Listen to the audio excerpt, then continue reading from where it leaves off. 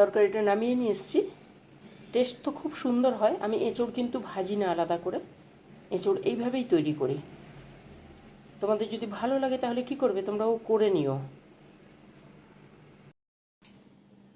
Hello সকলকে, আজকে এঁচোড় করেছি।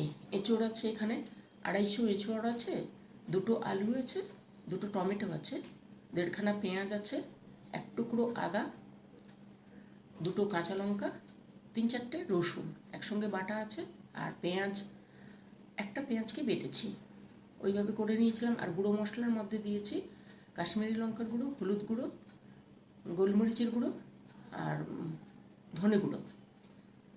হলুদ তো থাকবেই। এগুলোকে একসঙ্গে একটা জায়গায় নিয়ে জল করে নিয়েছিলাম।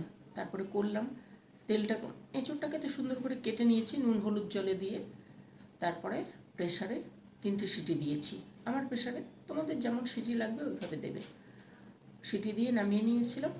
এবারে কড়াই চাপিয়েছি, কড়াইয়ের মধ্যে তেল দিয়েছি, সর্ষে তেল। সর্ষে তেলে আলু যে কেটে রেখেছিলাম, 2টো আলু দিয়েছি, টুকটু টুকটু করে কেটে রেখেছিলাম, ওইগুলো তেলের মধ্যে দিয়ে সুন্দর করে ভেজে নিয়ে এসেছি। মাংসের আলু যেমন ভাজে ওইভাবে ভেজে তুলে রেখেছিলাম।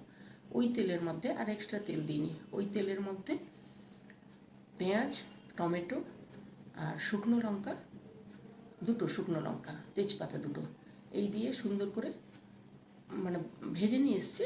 যেই হাফ হয়ে এসছে তখন একটু নুন দিয়েছিলাম, সুন্দর হয়ে এসছে তখন মশলাগুলো সব দিয়েছি।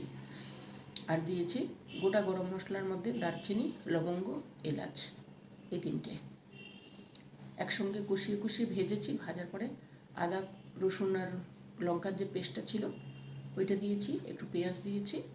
তারপরে যখন কষানো হয়ে এসছে তখন গুঁড়ো মশলা যে করে রেখেছিলাম ওই জলটা দিয়েছি।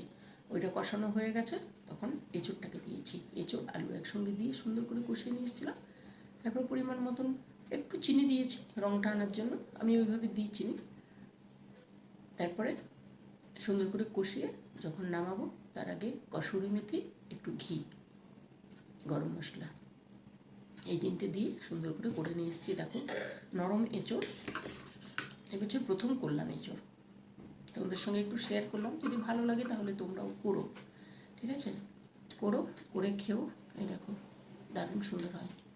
ভালো থেকো, সুস্থ থেকো, চললাম, টাটা, আসবো অন্যদিন।